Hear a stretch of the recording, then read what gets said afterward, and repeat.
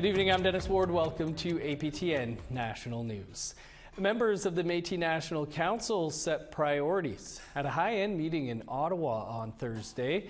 4 presidents representing BC, Alberta, Saskatchewan, and Ontario met with the Prime Minister along with 5 of his cabinet ministers. Here's Annette Francis with that story. Following the hugs, official handshakes, and opening remarks, the summit kicked off. The Prime Minister said it's about doing away with colonial perspectives and working together on priorities. And he said there's a number of challenges. Emergency preparedness for our communities is something that unfortunately is going to be more and more necessary, whether it's floods or fires or other extreme weather events that are getting more frequent. Making sure we're properly coordinated with people who've known how to protect their lands and their communities for centuries is going to be really, really important. Following the 3-hour meeting, President Cassidy Caron told media it was an opportunity to discuss issues like health equity, economic development, and K-12 education. As shown by the destruction experienced by the East Prairie Métis community in northern Alberta a few weeks ago due to wildfire, Caron said emergency management is a priority. We've seen devastating fires in the communities within Metis Nation Alberta, Metis Nation Saskatchewan, Metis Nation British Columbia, and we need to be working together with the Government of Canada on preparedness strategies, on how we recover, how we manage the climate crisis as it disproportionately affects the Metis Nation and our communities. Although there's been no specific action from this meeting, the Métis presidents and the government are working to get self-government legislation introduced. According to the Minister of Crown Indigenous Relations, it's going to take more time. I won't bore people with the dirty work of parliamentary sausage making, particularly in a minority government, because it can get a little tricky and messy.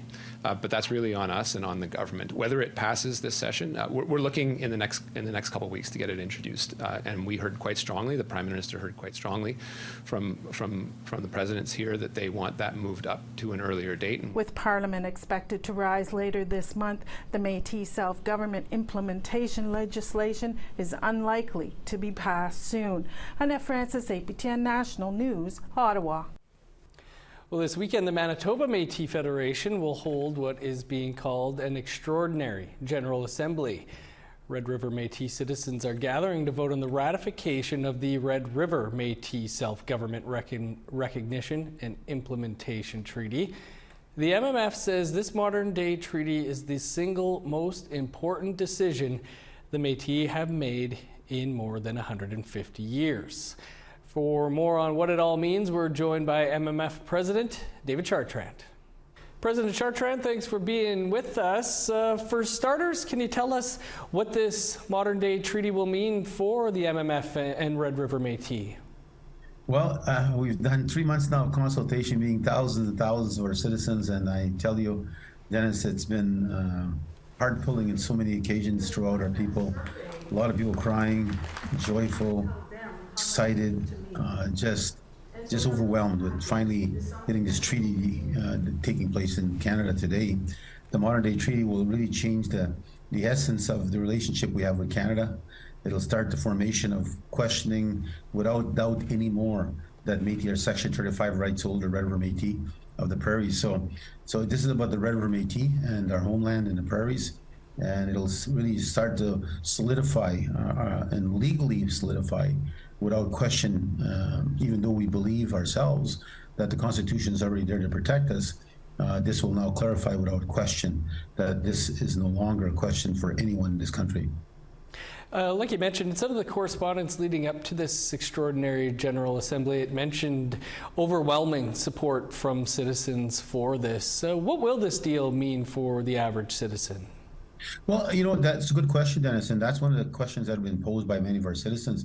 What does it change in the future? Like, if you look at the Métis and the struggles we face, right, we have the highest chronic illnesses in Manitoba, for example, just using the province of Manitoba. And we did a 4-year study on that. It showed that we're in the worst healthcare than anybody else, surpassing First Nations on chronic illnesses. And the number one issue is because Canada and Manitoba both resist any relationship with the Métis based on Section 35, arguing that's not the responsibility of the jurisdiction. So even though we won the 2016 Daniels decision, Supreme Court of Canada, saying the federal government have fiduciary responsibility, held has not changed. And so we are now assuring ourselves, and the Prime Minister has now assured us, that he's going to negotiate a specific Métis health legislation in Canada. So it will mean, Dennis, now that in the future, that programs that we have delivering housing, education, will be solidified under the treaty and become sort of permanent programs in Canada. And we would no longer have to report like a corporation or an organization. We'll be treated like a government, as a provincial government would. So it really sets a different foundation of our relationship back and forth with Canada, but it really sets the stage for a great opportunity for future planning, future assurances that our citizens are going to get services that they should receive like Canadians in this country. There is, of course, also some references to land in this modern-day treaty, which has raised some concerns from First Nations. Can you talk about that? Well, Ontario First Nations, I think, have legitimate concerns. Actually, we support the First Nations in Ontario. We without a doubt, make it very clear. And as you know, that's why I left the Metis National Council. And back in 2021, my people advised me in 2019 that the Metis Nation Ontario brings all of these new people that aren't historic Métis people, we will leave the Metis National. Even though we helped develop it in 1983, we formed it. And so it's dear to our hearts. It's one of the most principal challenges we're facing right now. And you know, even Riel had that vision, that his greatest fear that we'd be swarmed from inside. And so the First Nations in Ontario, I think, have a legitimate claim on what they're doing. Now, of course, without doubt, no one can ever challenge the Métis in the prairies. We built this province. We negotiated the first treaty in 1870. We supported and actually put in our advancement to Canada in 1870 under Louis Riel that treaties need to be established with the First Nation. And Treaty 1 comes in 1871, a year after our discussions with Canada. So it's very clear, without doubt, Section 35 rights of the Métis are assured without doubt by the Supreme Court of Canada on Red River Métis and the prairie. So that's not a question. And I don't think First Nations here will want to challenge that. If they did, well, of course, you know me, Dennis, you know our government will defend ourselves very vigorously in any action that or claim made against us, because we can prove our history, our connection to the homeland, and our development of the homeland. So that's not even a question. But I don't think you're going to see that, Dennis, not in Manitoba. We have a solid relationship with so many chiefs and councils. We have a working relationship, a respect relationship, and we both have rights, and we both know it, and we have to respect each other. Just very quickly here, President Chartrand, assuming that, you know, like you say, there's overwhelming support for this, that it is ratified on the weekend, what's the next step? Once this thing is passed by us in June 3rd and 4th, which it will, there's not a doubt, given the fact of the overwhelming support, it goes then to our assembly in September, where either the Prime Minister himself or the Minister will be coming, probably Minister Miller, coming to sign in front of the people in September. Then he will then take it back to Parliament, and they'll vote for it in the fall. Once it's voted upon, it becomes, of course, legal, binding in Canada, and protected by the Constitution. It gets its royal assent, and it becomes law in Canada. President Chartrand, we'll have to leave it there, but good luck with the weekend. Thanks for joining us. Yeah, thank you very much, Dennis. Coming up after the break, the mystery unraveling for a woman from Enoch Cree Nation. Stick around.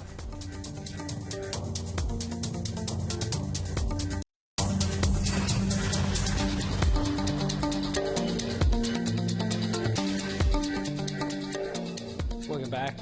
Roberta Gladue is investigating a mystery close to home.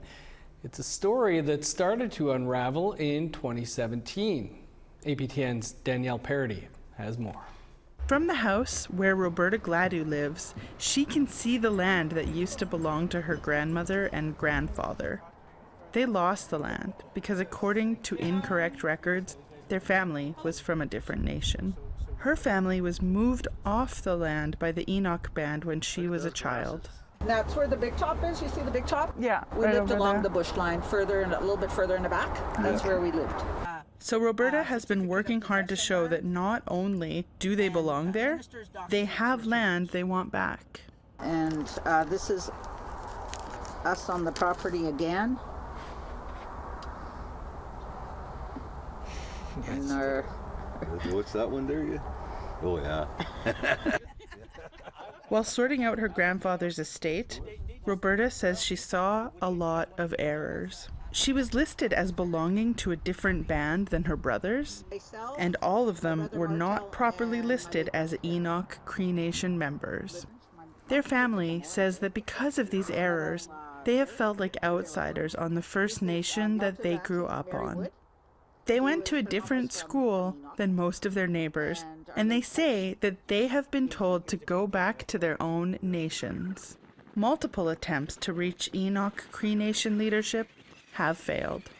My kids would ask me, "Where are you going, Mom?" I said, "I'm going to the Provincial Archives," and they know I'd spend majority of the day here researching records of our ancestry. On the land where her grandfather held a certificate of possession, also known as a CP, oil wells are sitting on the property. A CP under the Indian Act can be passed to family. She has asked the band council for a piece of this land to have her house built. It looks like they're taking something out of the ground, and some of the pipes go south, but some also go north, and they cross into my grandmother's land, Marie Bighead. And there's well sites there that aren't documented at Indian Oil and Gas. So I wanted to see those records, but we're still, it's Mega Company that's claiming the royalties or the gas, whatever's under the ground there. APTN News reached out to Mega Energy, which stands for Make Alberta Great Again, but we were told they did not collect information about who has rights to the property they lease. Their statement says in part, "Please do not disturb our land department with any further requests. Mark Ross, VP of Operations." Some of the property and trust issues stem from a 1940 letter from an Indian agent that incorrectly registered her father at Beaver Lake Cree Nation.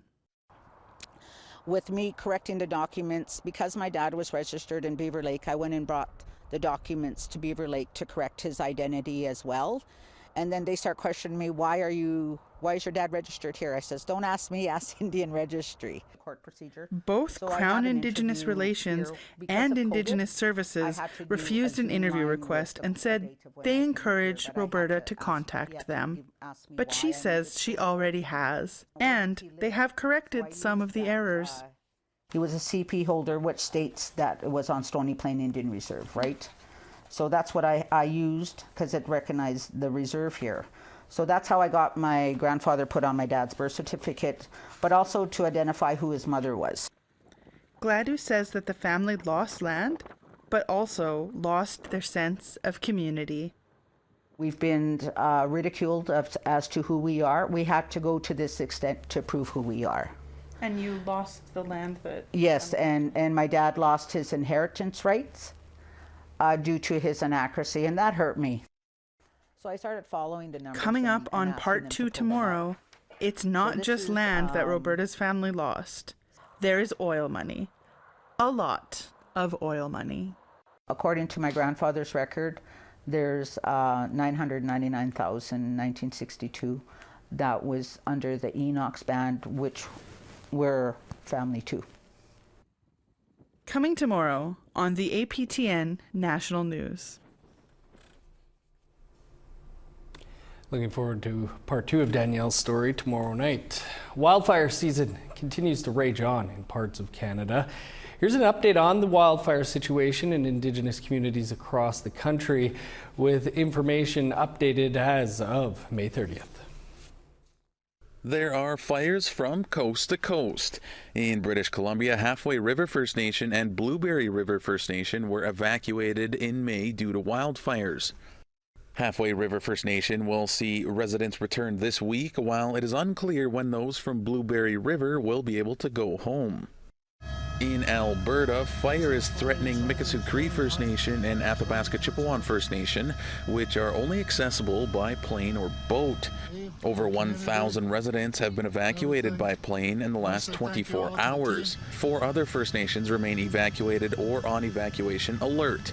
including Enoch Cree First Nation communities of Allison Bay, Doghead, and Fort Chipewyan, as well as Athabasca Chipewyan First Nation, Little Red River Cree Nation community of Fox Lake, and Little Red River Cree Nation community of Garden River, and the Denetah First Nation and the community of Chatay. Saskatchewan has 4 First Nations with evacuees due to wildfire. Peter Ballantyne, Birch Narrows Dene Nation, Buffalo River, and English River First Nations evacuated their most vulnerable residents due to smoke and wildfires. In Manitoba, Pimicikamak Cree Nation has seen 98% of their population return after a full community evacuation last week, with only the most vulnerable still not yet home. Over in the Atlantic region, all 20 community members from Sipekne'katik First Nation's Wallace Hills Reserve were evacuated due to wildfires. Wallace Hills is a satellite reserve for Sipekne'katik First Nation. And Acadia First Nation issued an evacuation of their Hammonds Plains Reserve due to the wildfire. There are no homes or residents living on the reserve, but commercial operations on site have evacuated and remain closed. Acadia First Nation also identified 12 families living off reserve have also been displaced by the wildfires. And Hay River in the Northwest Territories downgraded their evacuation order to an evacuation alert, while an order remains in place for the community of Katlodeche First Nation. Now, if we missed your community or there's an update to any of the information we have, please feel free to reach out and let us know by contacting us at news@aptn.ca. A film that was nominated for numerous Canadian Screen Awards is hitting theaters tomorrow. We'll hear from the director of Bones of Crows after the break.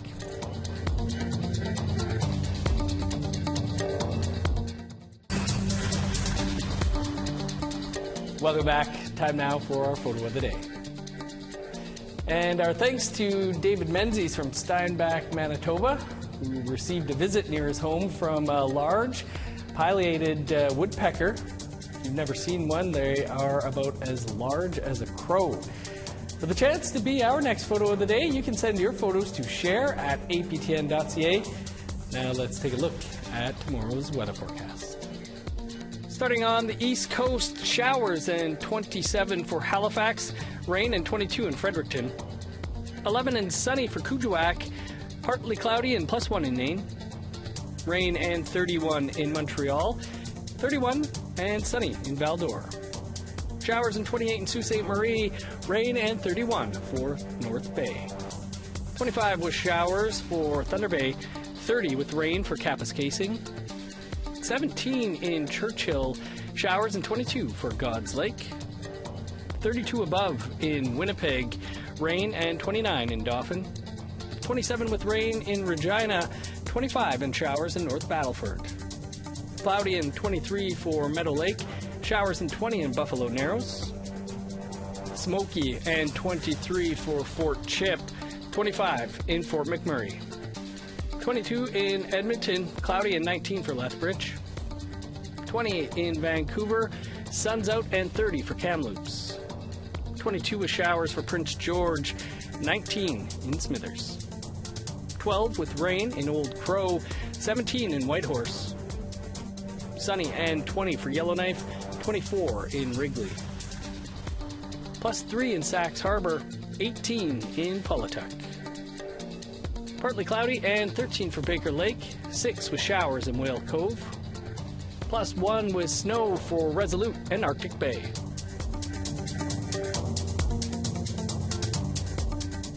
A feature film telling the story of residential school and how it has affected multiple generations is about to hit the silver screens across the country.